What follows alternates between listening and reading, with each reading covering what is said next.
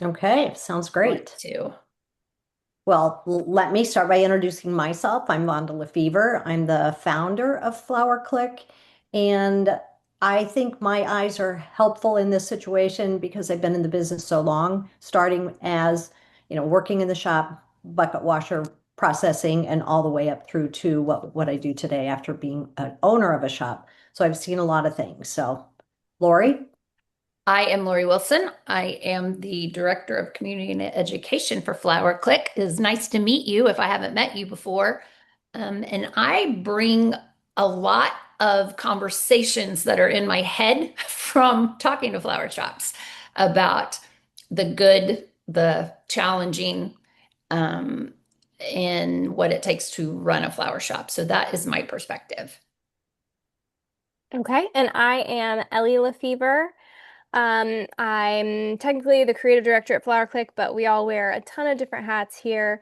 I grew up in the flower shop, flower child, so I have that experience, and then also went to school for something totally different. So I kind of bring an outside perspective to an extent as well when it comes to everything. So we are excited to get into this today. Before we move on, we have someone in the chat saying that that it's echoey. I just want to make sure, is it just for that person or is anybody else hearing an echo? Okay, thanks, Audrey. Sometimes, yeah, everybody says, oh, good. People It's are okay. saying we're normal, so I think that's Okay, sorry, I already froze once, so but I'll start this. I just wanted to put all of our faces up here. We're an all-women team. We have spent decades helping florists. I think the main thing to take away is that, as florists, you guys take care of everyone else in all of those moments, and we are here to take care of you. We started Flower Click to help with your needs on website and digital, and different tools and systems to help you work smarter, not harder. Lots of things that we do. We do website merchandising, um, product development. We have our concierge service where anything you need, we are here for you. Lori runs our amazing monthly shop talk meetings. We do social posting, email marketing, all the things. So just wanted to give a little plug about Flower Click before we get started. Um, this will be in the replay again, so if you're curious about Flower Click, it is here and more. And here's just a little visual. So, lastly, these two women, Vonda and Lori, have a podcast. Every week they have new episodes. It's for everyone. It's free. It's wherever you get your podcasts. And it's all about flowers and business, of course. So they have some great episodes. They have guests on. Definitely scan that QR code to get subscribed wherever you listen. And if you want to be a guest, definitely email us because we would love to have you on if you have a something to share. All right, Sounds Vonda, great. back to you. All right, thank you. Well, the game plan for today is obviously we're going to do that buyer's walkthrough and the five fixes plus one color per fix. Now, I'm not sure what you mean on that one, Ellie, So but that's each fix will have a color, so you know it's all organized. Yep. I understood it. I knew it was like, oh, these are my two colors in the Yep. in well, I the knew I had a color, so that was yeah, good. yeah, yeah. hmm And then there will be a buyer's eye checklist that will hmm be sent with a replay. And then we hmm have a live Q&A for today.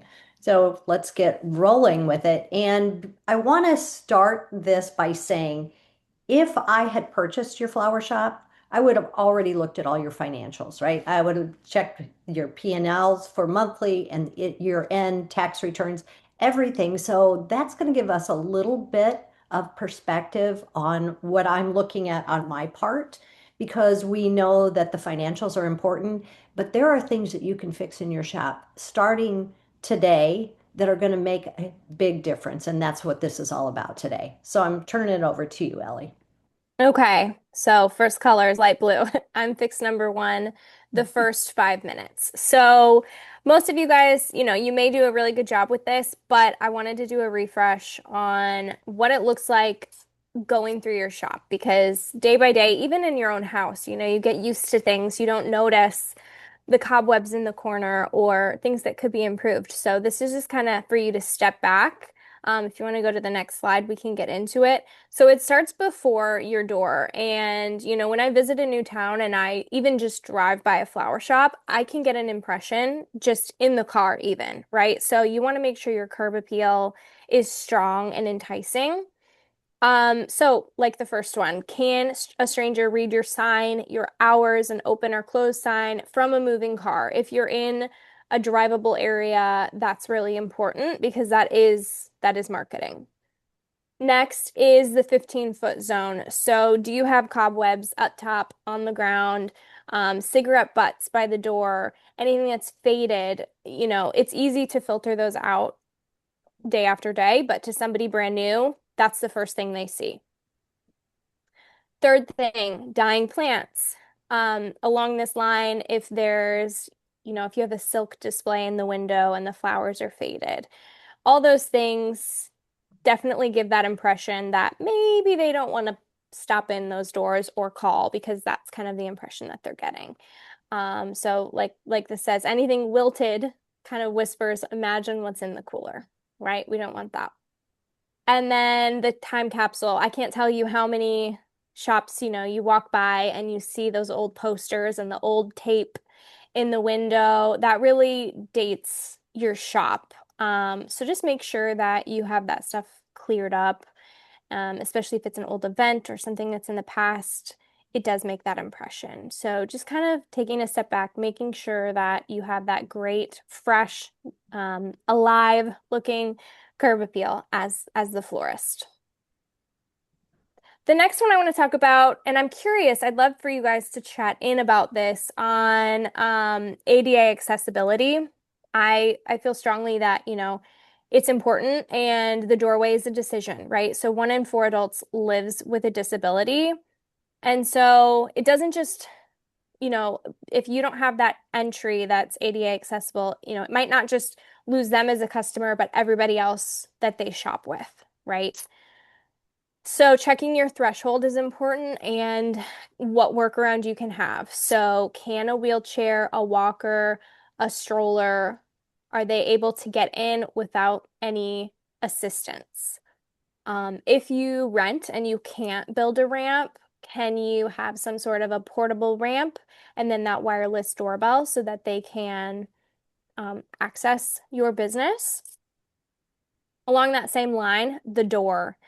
A lot of times people are walking in and out and hands are full. So is your door easily able to swing or use your body or do you have somebody that can make sure they're running back and forth to the car? A lot of grocery stores do that, a lot of gift shops do that. Make sure that you guys also have that option to after they check out, that's the next step is to offer them help with their order to the car. That's just kind of a good standard service, whether, yeah. And then the side entrance, if there's a back door that where you take your flowers in, things like that, if you can make that the accessible way in, make sure that it's clean and just having that as an option is kind of a workaround. So a warm let us help you in beats that block. Okay, now the other thing that I'm super passionate about, which I notice immediately anytime I'm in any store, is the senses, your five senses and beyond the five senses. So, what do you see immediately when you walk into your store? Where does your eye level land? Is it landing on something that's an eye-catching display, or is it landing on something cluttered in the register or the chaos? So definitely gut check yourself on that, on where your eyes are landing. Then this was something that Vonda was super passionate about is making sure that floor was vacuumed in the front. That kind of gives that initial impression. This is a clean environment. This is a welcoming space. It's not cluttered. And then the lighting. Lighting is a whole, as an interior design major, this lighting is a whole different subject. But making sure that you don't have those like really clinical fluorescent lighting. Try to switch it out to some warm bulbs if possible. It really just makes everything a little bit softer and warmer and more welcoming. Smell. This might be hard because I know y'all are nose blind because I am too when it comes to when you're in a place every day. But making sure that it smells nice, getting a second opinion if you are nose blind, to make sure that your space smells really nice. If you have candles in your shop that you're selling, can you burn one of those or some room mist? I'll talk about that here in a second, but that also acts as a selling tool. Then hearing, so sound.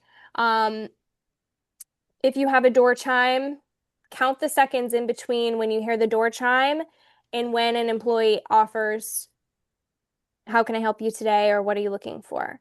Making sure that there's not a long time gap so that your customers feel like they're immediately attended to, taken care of. Of course, not pushy, but just like a gentle welcome, welcoming them into the space. And then touch, just making sure that the door handle's clean. It's not greasy with whatever we've been working with. The counter, the cooler glass, all of those things, just making sure they're clean consistently. So I guess the whole gut check of this is, does it feel like a little slice of heaven? Does it feel like they're walking into the flower shop that they imagine in their minds? Or does it feel like that warehouse space? And of course, we're speaking, I have a comment here or a chat, warehouse with flowers. Of course, we're speaking to if you own a retail shop that is a place where customers are coming in. So we can go to the next slide. And here are just a few tips. I'm not going to go through every one of them, and this will be in the replay, but just kind of what the target is and how to achieve a successful construction of the five senses. And then if you go to the next slide, this is what I want you guys to work on, and this will be in the handout as well. But building your own senses equation, and this will probably change depending on the seasons, right? In the fall, you want like a nice warm cinnamon, pumpkin spice smell, maybe, things like that. But making sure that you're hitting the five senses, and that also becomes kind of your shop's identity.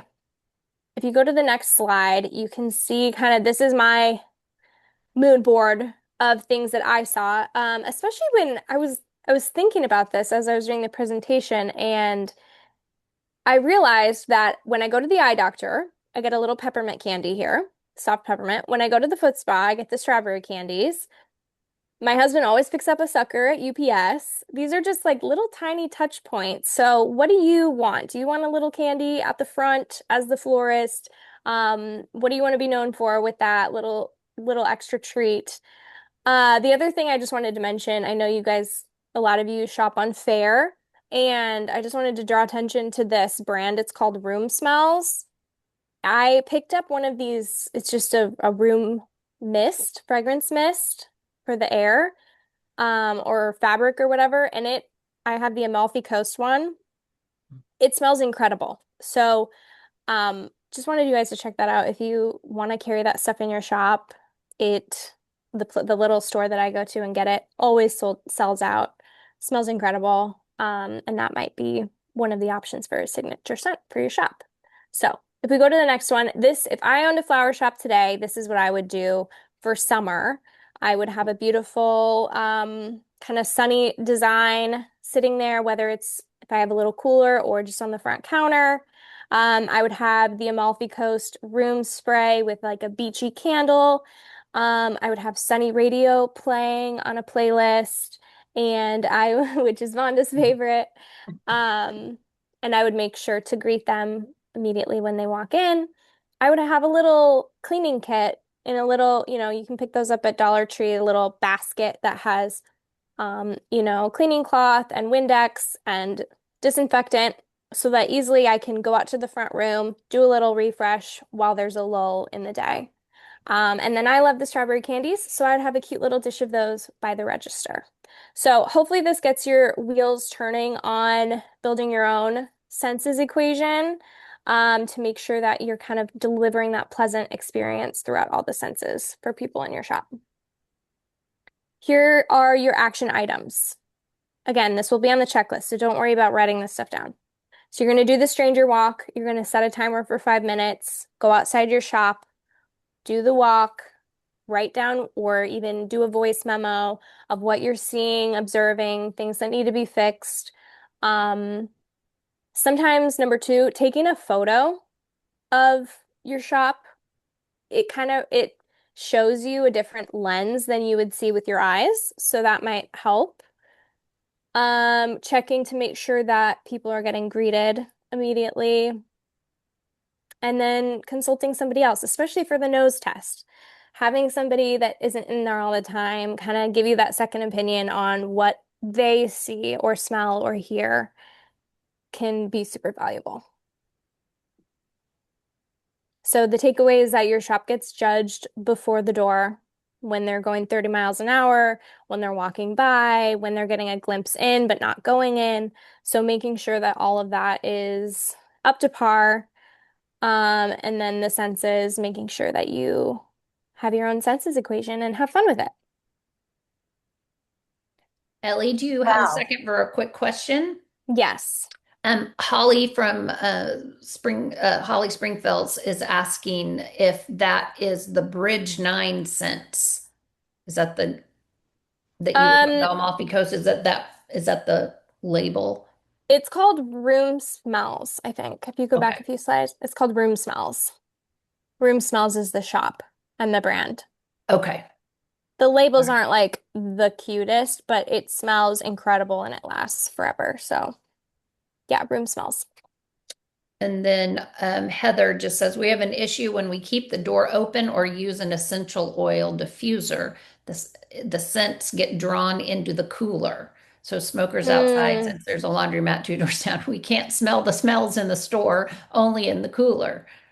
So Oh, this is interesting. concerning for them because the flowers and the smoke and the essential oil, like, so Mm, that's a bummer. that is a bummer. All right, well, Okay. let me just continue on with the quiet money leak, right? Because a lot of times we just think things we're just on automatic pilot. We know we're doing things, we know we're doing it right. Nobody ever questions it because at the end of the day, we know we've taken care of all the customers. But what are the things that you're not looking at every day that are going to make a big difference? The three places that I see are designer's choice, productivity and inventory, and delivery charge. So let's get into those. Number one is the designer's choice. As a designer, I'm can fall into this too. I just want to make it pretty, right? It's the gift because we are great designers and we just want to make a beautiful arrangement and put it out for our customers.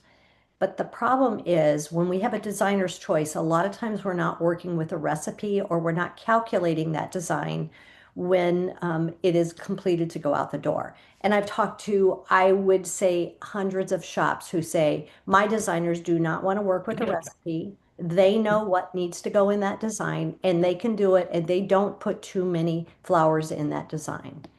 I would say 80%, and that seems like a big number, but I would see that is the true number. 80% of the designer choice arrangements that are done in a shop are not profitable. They put extra money in those designs. So the margin is off because of those extra flowers. Now, how can we do something about that? Well, there's a workroom chart. And so if you could use a workroom chart, then you know how much is going to go in there. You're going to have to either tally it up or manually, or there's obviously many programs that spreadsheets you can create that you can put the flowers in so that you're calculating correctly what goes into that design.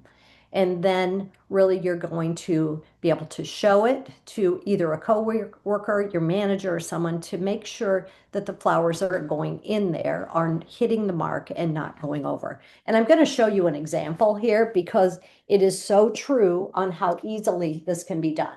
So here's an arrangement. And Hold Lori, on, let me spotlight you, Vonda, if I can. Spotlight for everyone. I can't see my screen. So Oh, whatever okay. you Well, I can't spotlight you when you're sharing your screen, so it's okay. Oh, do you want me to stop share? Yeah, why don't you? So everybody can see what you're doing. Well, Okay. if that, All okay, right, there we now, go. now let's try. So there we go. So in this arrangement, counted out flowers, this is $100 arrangement. So this recipe with my 5 roses, I have three Free Spirit, but then I have Myra roses that are a little bit more expensive. I have Alstroemeria, I have the three carnations. So if I followed my recipe as a designer, this is what I have for my $100 retail price. Now, your designers, again, a lot of times they're like, oh, well, I see a spot that needs another flower, so I added another carnation because I want it to be a little bit more full. I felt that there was a missing part, and the Alstroemeria needed to be in the back because I was seeing through it. And so I've added two extra flowers. It's only two extra flowers. That carnation I know cost me about 58 cents, and that Alstroemeria is about $1. So I'm giving away in this arrangement, it sounds like $1.58, but we can't look at it like that. We have to look at the missing retail. We're finding the leak. So this is a $5 leak with those two flowers, right? One Astro and one Carnation is a $5 leak on this design. And if I were to show this to a customer, these two, they would think they're exactly the same design. The designer feels that it's missing something, but the customer will not know the difference. I think that's what's important as a designer, that we realize we have to follow the profitability, right? The recipe to make it profitable, not just go, oh, I think it needs that. Customer is not going to see it. And this is the one that most of the designers will say, I know what goes in that $100 arrangement. This is what I call, and my friend Marie Ackerman used to call, look like pricing. This looks like $100. It should be $100 arrangement. But if I price this out, it has two extra carnations, an extra Alstroemeria and an extra dianthus. This is a $119 retail price in an arrangement. But this is one that a designer's choice would have done for a $100 arrangement and just make it pretty, right? And so that's where the biggest money leak, I think, in most stores are. So my suggestion is, I'm going to go back, Lori, and see if we Mhm. can share the screen again. Okay, Um, there you and if go. we got it, Yep. perfect. If we look at a workroom chart, this is kind of an easy place to start. And that workroom chart shows me if I have a $100 arrangement down here, then I'm going to take off labor. First thing off the top, 30% labor. Now I know a lot of you aren't doing 30%, maybe you're doing 20, maybe you're doing 25, 30, 35. But 30% with our increased wages that we have to pay employees, we need to make sure we're getting the labor cost off of that. Container is typically 10%. So if we take 10%, we have a $10 container. If our container is more, then we need to make that adjustment. And that leaves us $60 in retail flour costs. Or if your container is more, you can see the total cost of the flowers and the container are $70. Now you need to make sure that you have a workroom chart that shows, excuse me, a price chart that shows you how much you're selling carnations, roses, or dianthus, alstroemeria, so that your designers are being set up for success. Better yet, have some type of like Flower Buddy has a great program that you can put the design, each one of the flowers in there to be able to come up with something. Or there's just regular spreadsheets that you can put that in to make sure that you're not leaking money right here. The next one, work expands so as to fill the time available for its completion. I think you all know what I'm talking about here. That's actually known as Parkinson's law. And if you're given an hour to complete a design, you're going to get one done, right? But somehow at holidays, you can get 6 or 8 of the same design done at the same time. And for some reason, it's a slow summer, so I'm just going to take my time and get this done. Well, we still have to be productive during these times. So design in the duplicates, right? So anything you have for as a bestseller, maybe it's something that's on your website, make sure you're doing several of those at one time. I truly can do at least 3 designs at the same time as I can do one.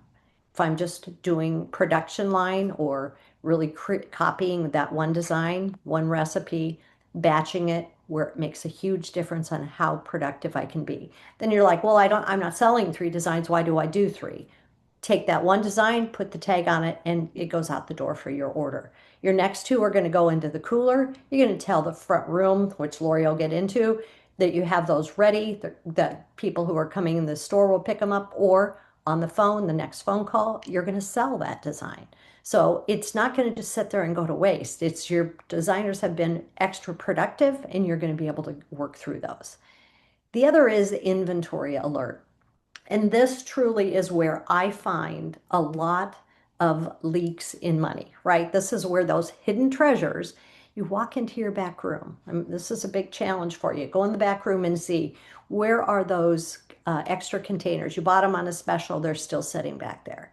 Maybe they're your codified containers from last year or the year before or the year before. It's real money sitting on that shelf. The challenge is take those out, right? Take them out, put them in your designer's table and have them start working through those. So your back room is something that you should work through before you open a catalog and order something else for the next season. So take a look. The next one is delivery charge. Delivery charge is something you don't just pull out of thin air. Oh, my delivery charge should be this amount. It should not be a compromise because Amazon doesn't charge anything and I need to charge something because you think that's what people are used to. Well, you have a perishable product. You're a small business and you cannot absorb the cost of a delivery charge. You have actual fixed cost, your vehicle and insurance. The van costs you money if it's sitting or it's moving, right? That's a fixed cost. Now, something that's a little different, your fuel, your gas, your oil changes, any maintenance that you have, and then your delivery charge or delivery driver. All three of those go into that delivery charge. So you need to make sure that you're accounting for all those. Because some people say, well, I'm not going to charge for delivery because, Amazon doesn't, or I'm going to just have a low delivery charge because I just need to cover a few costs. You need to make sure that your delivery charge is a service charge for what you're providing for your shop. And this is an easy way. There's a couple different calculations on how to do math for delivery. One is by the mile, and it's a little bit more complex. But this is kind of the back of the napkin way that you can take a look. And that is, what is your vehicle lease or payment? What is the fuel cost for 1 month? And then maintenance, if it's $35 a month that I'm putting in this equation, that's about $420 a year. That few oil changes or whatever needs to be done. And then your delivery driver, 20 hours a week, $15 an hour, probably be $12 an hour plus your matching taxes, whatever the case is. So now that's my fixed cost each month to do the delivery service that we provide. So now let's guess, we're going to say we do 12 deliveries a day, 72 in a week, 288 in a month. And when we do the math, we can see that just less than $7 is what it's costing us, outright cost on that delivery. And so we need to double that to be able to cover our overhead as well. So it's one of those things that's half as much as what is costing. We need to double it, our overhead costs. So our delivery charge in this case, my suggestion is $14.99. I mean, that's something that's pretty easy for a shop that's doing this amount of business. So hopefully that will help. We do have just a quick course in our Flower Click app that it's a very inexpensive little course that will show you how to calculate it by the mile. So if you want to see that when we send out our replay, it'll be available there. So our takeaway, creativity doesn't need to cost you money. Make sure your designer's choice has the right margins and not putting too much in the vase. Time budgets, batching, shopping your own storage room really protect the profit and get rid of that leak. And the delivery charge really needs to be something that is being paid for and not just a service that you're giving and it's costing you money. So I'm going to turn it over to you, Lori.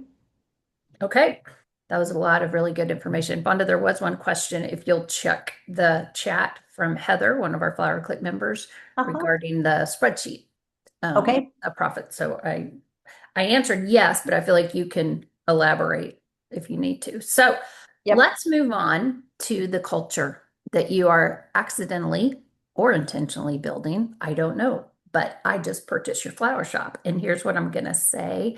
You don't get the culture in your business that you just hope for. You don't just dream it up.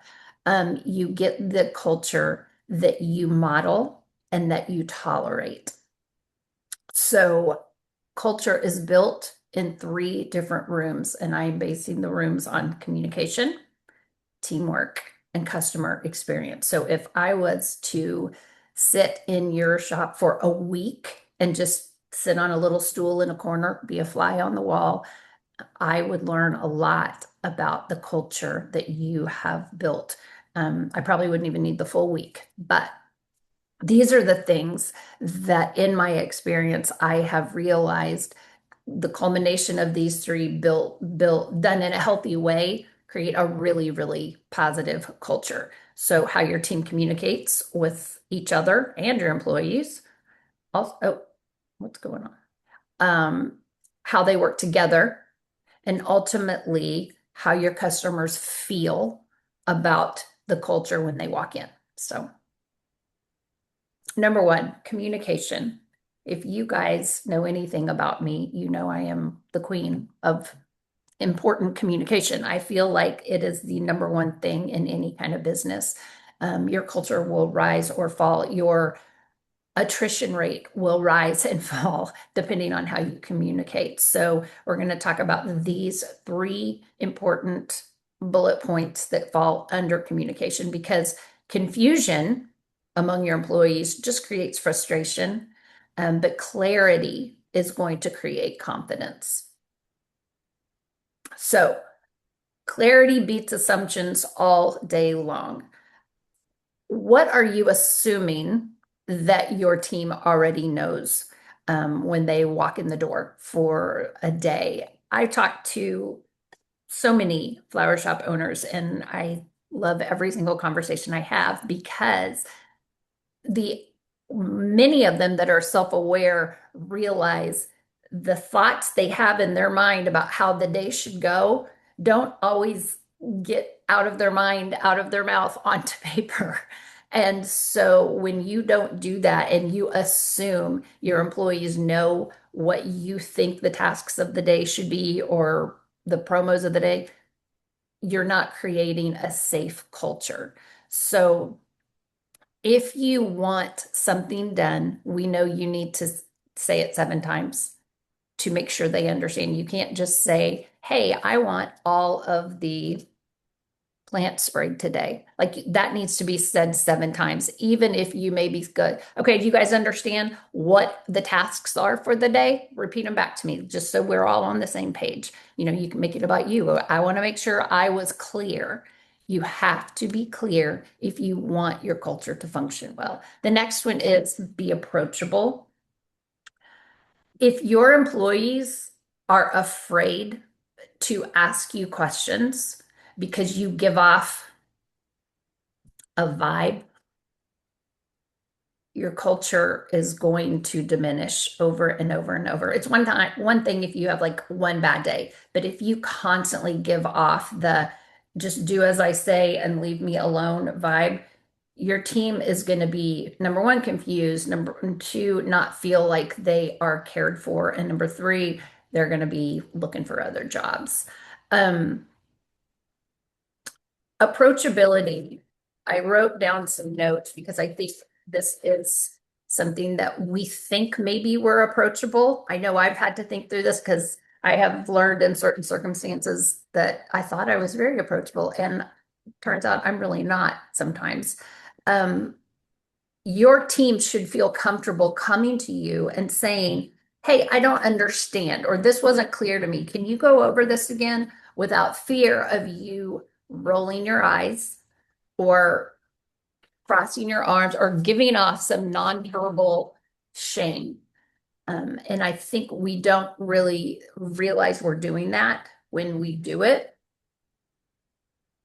I have some quotes here about an open door policy, what that really means. And this is from Colin Powell. I read one of his books 25 years ago, probably.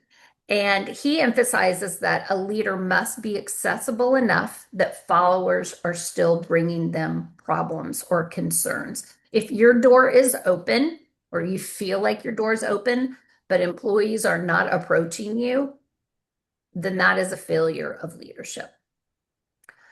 He also advised that when your team utilizes your open door policy, it is your job to help brainstorm and prioritize what the steps need to be, but they need to take that problem or issue back outside the door with a solution that they have helped come up with. So you're also empowering. Being approachable means they feel like there's going to be a back and forth conversation. So speaking of conversation, have the hard conversations.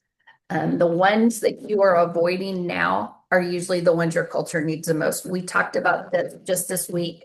Any of my Flower Click members that are here, that we were in shop talk yesterday afternoon and yesterday evening, we talked about this, the hard conversations that we avoid.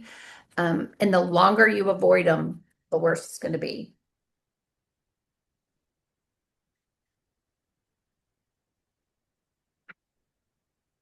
Number 2, teamwork. Teamwork matters. Everyone's role impacts everyone else's.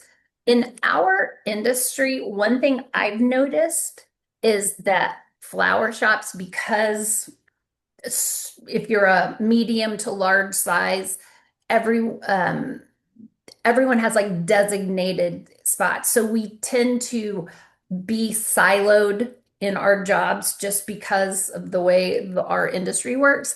But it can be really, really dangerous, because what happens when we get in our own little world? Let's pretend I'm a designer and I have 2 others. And when we just remain in our own little world and I don't really have full understanding of how everybody else's job helps mine, I tend to think, well, I'm the most important. I do all the work, only me. And that, as we know, is not true. You have to understand delivery drivers, designers, salespeople, operations people.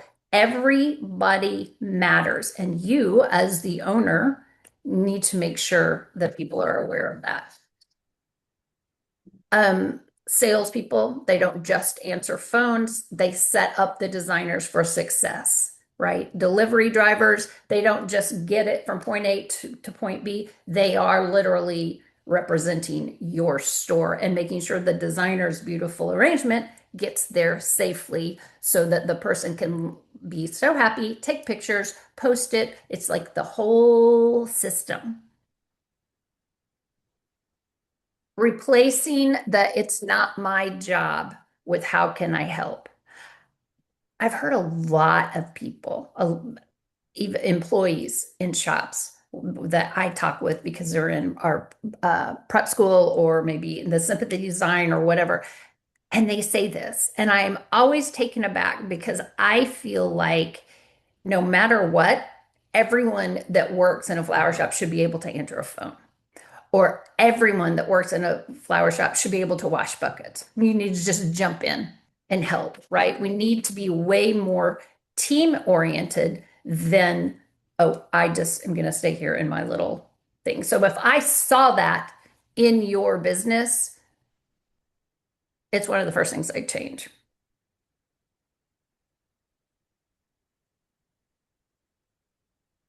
I don't know why there's 2 of those.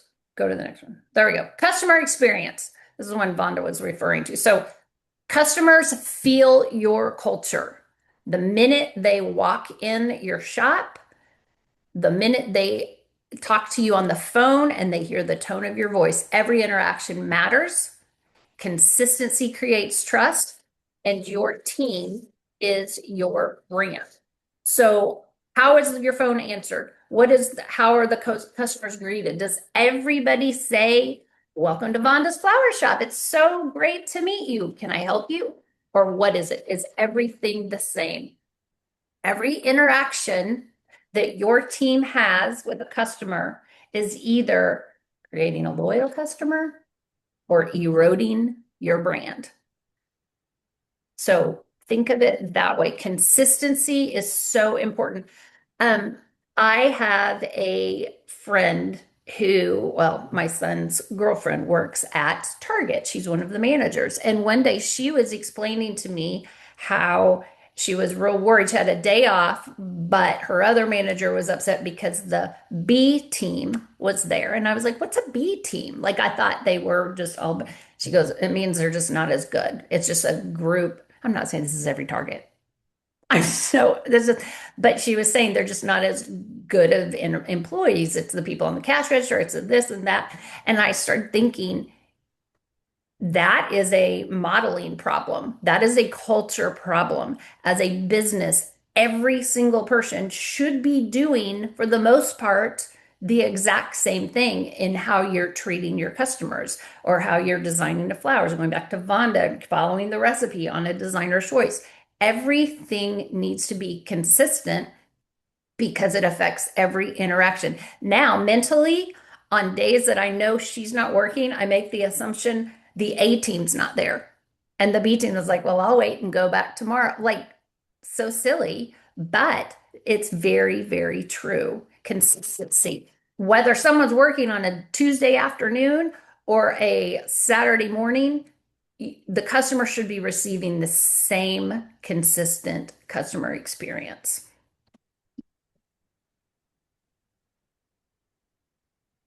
So,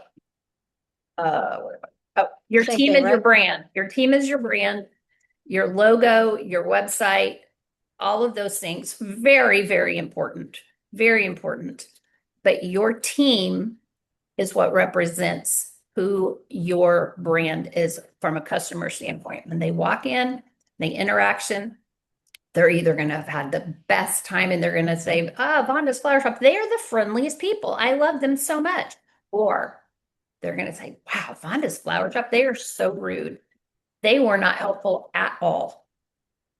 So again, interacting with the customers, building trust with them, creating the consistency among the team. I would make sure everybody's the same and make sure your team understands they represent you. So here are the takeaways. My challenge, my biggest takeaway is starting tomorrow, ask your team, what should I know that I'm not hearing? Is there something among you guys that you feel I can do better? Maybe starting the morning, is everybody aware of the task, the priority of our tasks for the day? Because I wrote them down because I wanted to make sure we're all on the same page. Do you have questions about it?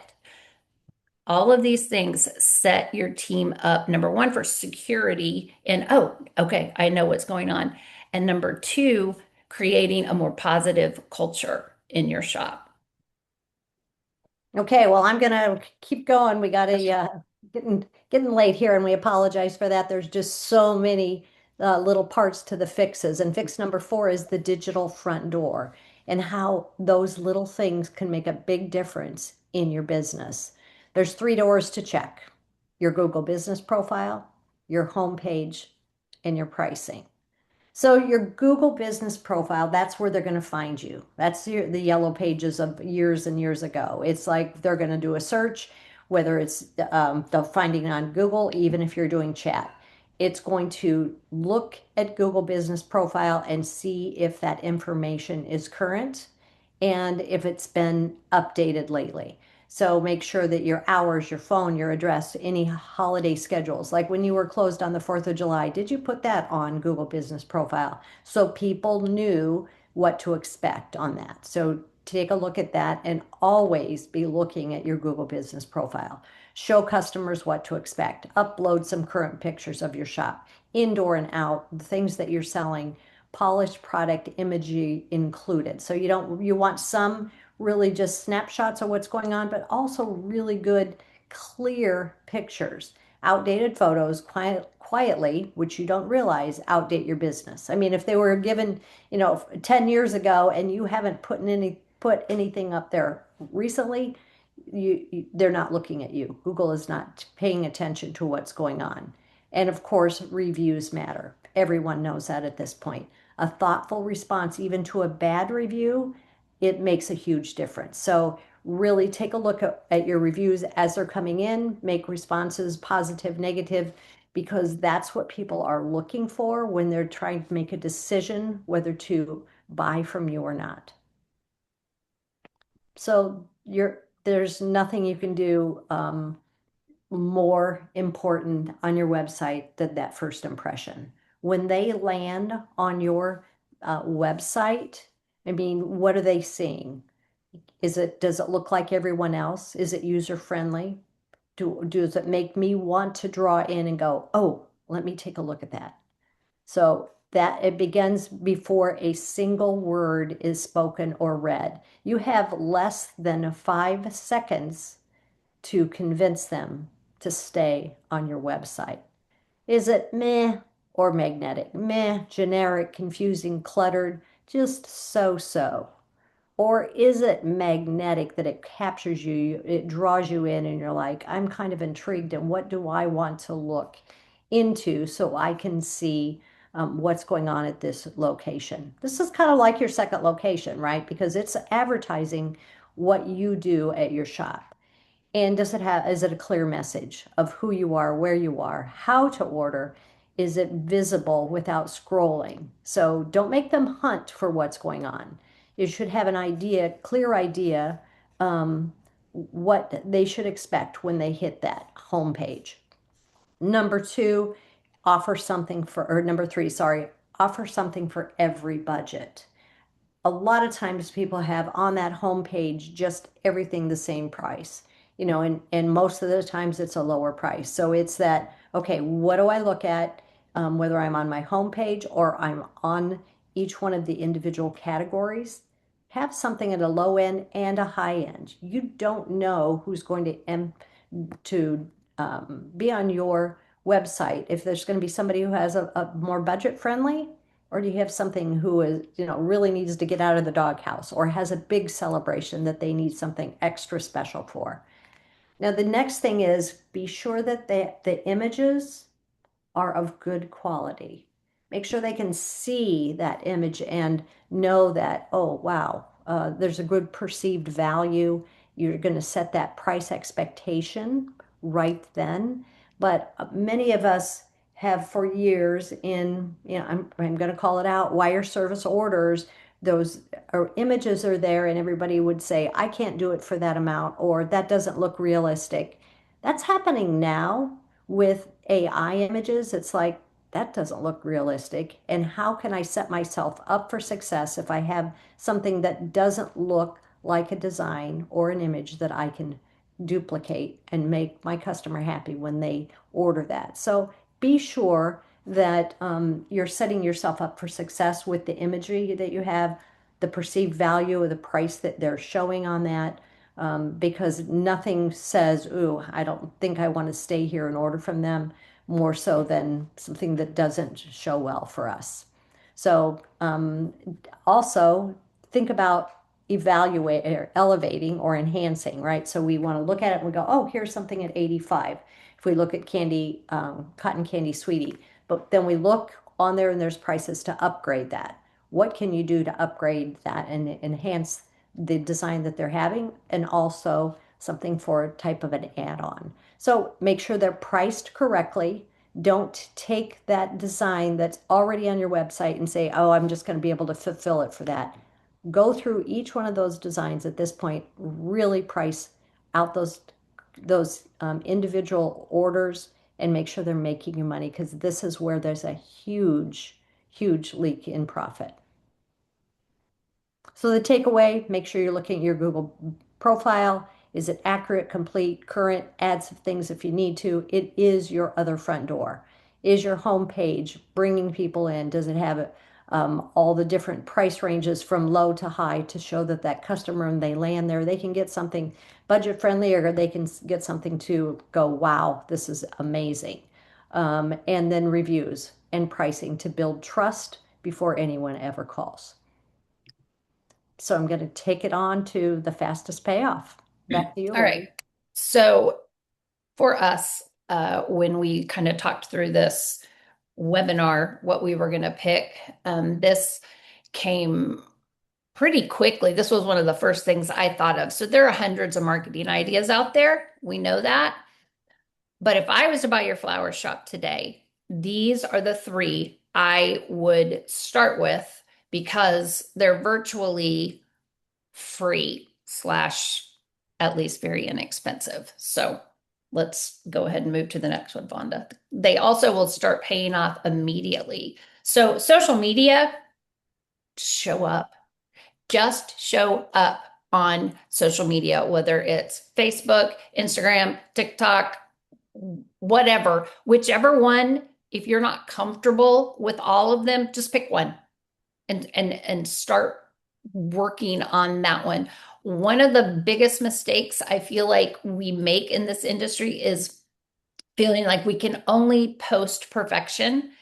And if you're like me and you are a scrolling addict, because I'm always looking at flower shops, I'm always looking at stuff in our industry, very, very rarely do I come upon something that I'm like, oh, it's perfection.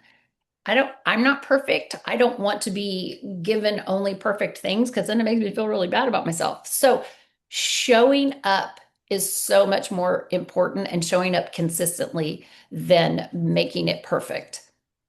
The second thing I would say is show your people. People want to know who they're buying from, especially if you haven't been in the industry very long, or if you are someone who's recently purchased an existing shop. You need to show who you are.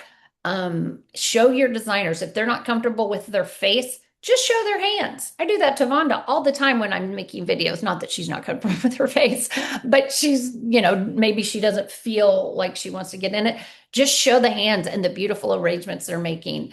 Or your delivery driver loading the truck. All of these kinds of things show your audience, oh, wow, they look kind of fun. I just, right before this one started, I met a guy at Symposium AIFD, and he is so good at his shop's social media. I think it's called the Bearded Boutique or the Bearded Bouquet. I cannot remember, but he just posted the funniest one of some of him employees trying to like build a pyramid or something. He's like, I promise it's all work. It's all for work. And it's so engaging because it makes you want to be a part or, go into the store. So don't be afraid to do that. And faces outperform perfect, as Vonda was calling it, AI pictures. Don't post those kinds of things because we're all onto it. We all know a picture of one of your employees on the phone is way more interactive and you will get way more comments than just a random picture. Now, if it's a design you just made and it's, authentic, post that. That's great. These kind of things are great. The next thing I would say is educate, entertain, and inspire on social media. Show them how to do a ribbon, show them how to wrap something, whatever you feel like doing. Teach them something that sets your shop up as being the expert. It's not that they're going to make that entire wreath. I watch wreath tutorials all the time. I've never made a wreath in my life, but I watch them and I think I'm going to make one, but I don't. I buy them. I buy them from the people that make them because they do a much better job. Here's something that just came through this morning and I added it. This is from Neil Patel's Digital Marketing World. He has a great email if you want to get free information. Social media is the number one place where buyers go to find out about a brand. The number one. And so I wanted to bring real proof to show you that it's not just us who think you need to be showing up on social media. Here's some examples that I've pulled. Some of these are our Flower Click members, some of them are not. And they do a great job of showing their staff or just showing their sense of humor. This is a screenshot of a video, us trying to catch up on 3 weeks of life in 30 seconds. It's hilarious. It's Main Street Florists and Gifts. They're one of our clickers, Sarah. And then show your products. Flowers by Michelle, they're big into the jelly cats. They have every jelly cat imaginable. All they did is just held it out, took a picture, went to the next one, held it out, took, and when you click on photos, you see them all and it looks incredible. Plants, if you have cool pots, show the pots. That people love plants, especially if they're in cool pots. And like I said, show your expertise. That is Erin from McNamara. She does great on social media. She couldn't be here today, but she is getting the recording. But she is going through the alphabet like once a week or once every however whenever she can, and does a video on the letter and what the flower or the plant that she's going to educate on. So it's really, really good. I never miss a week. But that's just an example of something that you can do. Pre-calling. Now, this one is kind of what sets Flower Click apart, I think, from what a lot of people think about doing. But again, it is free. All it takes is your time or one of your employees' time. So your best customers shouldn't have to remember the important dates. That needs to be your responsibility. I'm not saying you call all 5,000. Pick your top people. Pick the people that you can pull from the POS and realize, oh, they have birthdays, they have anniversaries or whatever, and start calling. Quick reminder. I have a friend, Sarah, she lives in Kansas City. She texts me every time she gets the reminder that it's time to send flowers to her mom. She loves it. She feels elite. She truly feels elite. She also is a partner at a big law firm. Her whole law firm uses that flower shop because of that extra customer service they're doing and because they so appreciate the reminders. Every single call you make tells your customer, hey, we know this matters to you. We're just reminding, gentle reminder. And then the last fix I would do, I would make sure you're doing email marketing. And if you're not capturing customer emails, I would immediately start doing that. Social media, those kind of things, Instagram, Facebook, TikTok, the algorithms and the rules and all those things, they change all the time. You don't really have control over that, but you know what you have control over? Your email list. You can pull your customer list. You can send emails. It is so important that you do this. We do this for our flower shops. I'll show you some examples here in just a little bit, but don't get bogged down with like the CTOR, the click to open rate, or all of those things. I would say for the first 6 months, if you are not doing email marketing and you start, don't really even look at that too much because you can start overthinking it. The key is to just be top of mind for your customers. I can promise you they are not going to click to buy weekly. They're not. You're not Amazon or, something where they're going to, oh yeah, I need that. I need that. Flowers just aren't that way. But that shouldn't deter you from emailing them. So send an email about a tip, a plant tip or things like that. It doesn't always have to be buy this, buy this. Let them get to know you through there. Building that relationship all year long is really important, not just for the promotional events or the holidays. Here's some examples that Ellie pulled for me. These are just things we do for our Flower Click members. We have an email marketing program that can be added on to a membership, and it's great. It is absolutely great. Ellie, I'm going to just give a little shout out to her. She does all of our graphics. Again, she's interior design major, graphic design. She does anything with the word design. She's our girl. And so I don't want to say it's perfection, but it looks clean and nice and it's inviting. It is an inviting email and it is pleasing to the eyes. So, the 3 moves that would pay off this week, just show up on social media, just start doing it. Doesn't matter if you put makeup on, just show up. People don't care. Number 2, start making some calls or put one of your employees that has a nice voice, put them on that, and then email marketing.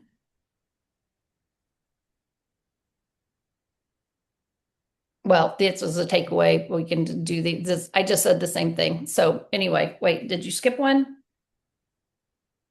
Oh, no. No, I think Okay. here's that takeaway and then the Yeah. first 5. So here's this part. We've said a bunch right now. We have given you so many tips, and I know it's overwhelming, and I know everyone's going to probably want the recording or the slides or whatever. But here's the deal. Just pick one to start working on. If there's one that you kind of leaned into more than the others, going, ooh, I don't know if I do a great job at that, start with that one. You don't have to do all 5 at the same time because that's daunting, which leads me to my next slide. So when we were talking about this, I started kind of thinking, what if you don't know which one you struggle with? What if one of you feel like you do all of them kind of well, but not as good as you could, whatever. If you need some fresh eyes to take a look at what you do, Ellie and Vonda and I are offering 15 minutes. Like I will probably, knowing Vonda, she'll literally set the timer, but we're having a free conversation. It would just be a quick Zoom call. And you share with us a little bit about your story and just you have to be open to honesty and feedback. I will say that, but we're going to give you, our recommendation on what you should start with. That's it. That's promo. It's not even really a promo. It's really just something we want to do to help our industry. You will book this through Donna. We don't have Donna over here, but I know she's here. She's our girl. You can throw that on calendar. She will call you. She will get it booked. And hopefully we will help you with some clarity on what to do to fix your business. Awesome. I just put it in Oh, the thank chat you. as well, the Thank link, you. and it will be in the email that we send out. If not later today, by morning, you will get that in your inbox with the checklist, with all the action items from the workshop today.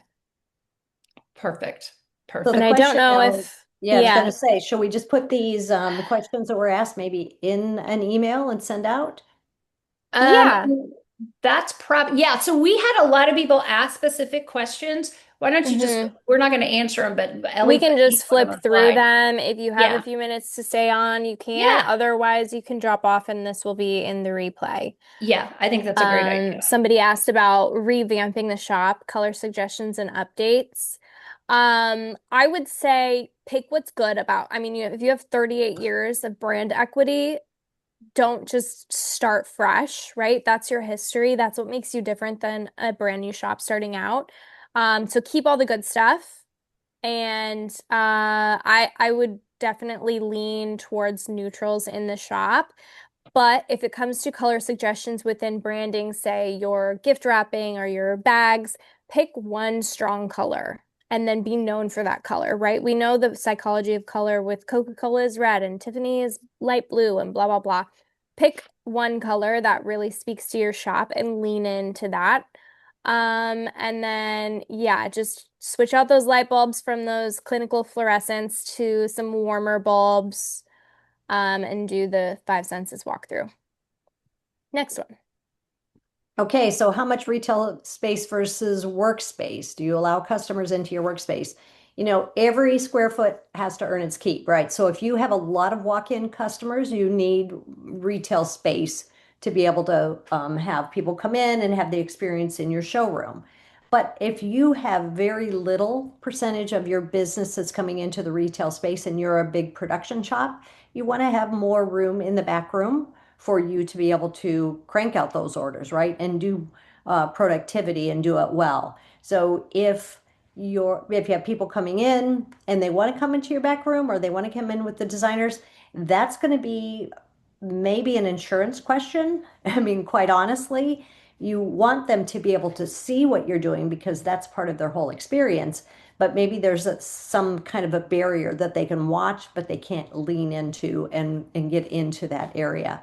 As it's showing here, show the theater, not the chaos behind the counter, and the boundary can be beautiful. Kind of That's like a helpful. kitchen at a restaurant almost. People That's like to see behind there, but you don't want to allow, most of the time, you don't want to allow them into that space. It does become a hazard and interrupts the workflow. yeah, for sure. For sure. All right. What's the number one thing to consider? Oh, that's yours, Vonda. Yeah, number one is I don't know. profitable. It's Paul Goodman would always say that when you're going to sell your business, make sure it's like dressing the bride. Make sure everything is looking beautiful, right? Number one is provable, provable profit. So that, like I said before, if you're walking in, the first thing I looked at was your P&L. I looked at your year end. Are you making money? So really, if that's the number one thing is if you're looking at profitability and to start 2 to 3 years out so that you can have that consistent profitability that the buyers are seeing that. It's not about the number of sales, it's about the amount of profit that you have that's coming in that is going to entice a buyer to go, oh yes, this looks like a store that I want to purchase. In the All right. meantime, Melanie asked about texting for pre-calling with a link to the website. And I would say if they're opt-in to text and you have SMS marketing as an option, absolutely. Do it. Yep. Yeah. Yep. That's a great way. Again, key phrase there that Ellie said that if they opted in to text Hmm. reminders, Mhm. I think that is a great way to, especially to your VIP people, like your Yeah, make it as like loyal, a like, VIP list. yeah, I think like, it's great hey, Branded too. as that. yeah, Yep. But yeah, just, check the laws because they're pretty strict on that. So again, if they opted in, it's a Hmm. great idea. So Lori, I think this is you. yeah, so tips to stay alive in a very, very small town. This is actually something that we talk about quite a bit in Shop Talk. Be more than a flower shop. If you have other things you can offer in your shop, we have some people that, had started a coffee shop within their flower shop. We have some people that do prom rentals. We have, you just think about other things. Do you want to add giftware or do you want to add a whole nother business? Um, the other thing that's probably a little easier is I would say, again, go back to your forcing your or pushing your social media, um, having having a promo almost like how the grocery store I go to, I scan my card before I get all of my products and you get points. I get points and it goes towards gas or whatever. Maybe do some sort of loyalty program. There's always a little bit of incentive there. And then widen your circle. Think about, do you want to expand your delivery? You would have to charge for that, but it's an option if you have other small towns adjacent to you. And then the other thing that I always encourage people to do is make sure everybody knows you in town. Make sure you've joined the Chamber of Commerce or and that you've gone into the schools and done some sort of partnership with them, so everybody knows who you are. And again, the minute they need flowers, you're going to be their top of mind. And There's then another one, Lori. oh, this is kind of the same Same thing, right? thing, really. Yeah. Um, run the fastest plays now. The texting if they opt in, email marketing. Marketing is how you get through the summer slump. I think. Also, I love the idea of doing, grab and go bouquets, wrapped bouquets, things that you can be have a good margin and it's going to get people in the door. If you are a shop that wants people in the door, do those like come in. I know a lot of people are doing this summer. If your name is Vonda, you get this. Or if your name this week is Ellie, little fun marketing ideas that are going to help you. Vonda, you would, Workshops and summer camps. yes, camps, Hmm. design classes, in collaborations, I think with other small businesses are huge because there's power in numbers, right? And there's cross posting. And so you're going to get their customers, they're going to get yours on social media. All of those kind of ideas help. But I also think, our prophet queen Vonda would say, check your employees, like see who needs to take a summer off and who doesn't. I mean, make sure you're not just thinking up ways to stay busy so you can keep all of your employees, because that's not a real good business practice from a financial standpoint. And Vonda, then would you? also, I think number two is my favorite point on chasing the revenue that doesn't slump. There's always going to be funerals. There's always going to be, hospital and standing orders with corporate. And so, can Yeah, you dive into sympathy yeah, further? Can yeah, we have yeah. Flower Quick custom books. Can you Because, get some yeah, books and carve out those relationships with your funeral directors to drive that now that you have a little extra time in the summer? yeah, Things like that. yeah. I had a meeting 3 weeks ago with an employee from a shop that is getting ready to do the B2B, trying to increase their corporate Hmm. clients. And so we came up with a plan, and she's going to try it. And we're meeting next week to kind of have a follow up. And she had never done it before, but that she as an employee raised her hand and said, I want to try, I want to do it, because her business owners are like, we got to get some growth here. Anybody want to help out? And they gave their employees a chance to shine. And I mean, I can't wait to meet with her. I think it's going to be incredible. Even something as simple as delivering an arrangement to your nail salon with a Hmm. big business card in it, Yeah, places that have high visibility of your target market. exactly. All to do with marketing, except for the one to make sure that, if you can get your employees to take a little time off the summer, which is helpful for you, but that's something you have to look at. Bottom line, again, if I bought your business, it's one of those things that Yeah. I would go, oh, either you have too many employees or perhaps you're just working your fingers to the bone. So anyway, so getting through the summer is a lot about marketing and just getting prepped for fall, because a lot of stuff get done for fall and that you don't have to put more hours in later in Mhm. the year. So yeah, All great right, let's questions. keep it moving. Yep. So this was a one more That was it. um, grab a session, and you're going to put that in the replay too, Ellie, with that link. Yep. Yep. And Donna's over here now. This is Donna, so you can Hi, see her friendly everybody. face. I Yep. look forward to talking So, to you. yes, yes. All right. Okay, everyone, thank you so much for joining us. We hope this was helpful. Feel free to shoot us an email if you have any questions that we didn't get answered, comments, questions, concerns, all the things. We are here. All All right. right. Have a Thanks, great everyone. day. Thanks, Bye. everybody. Bye.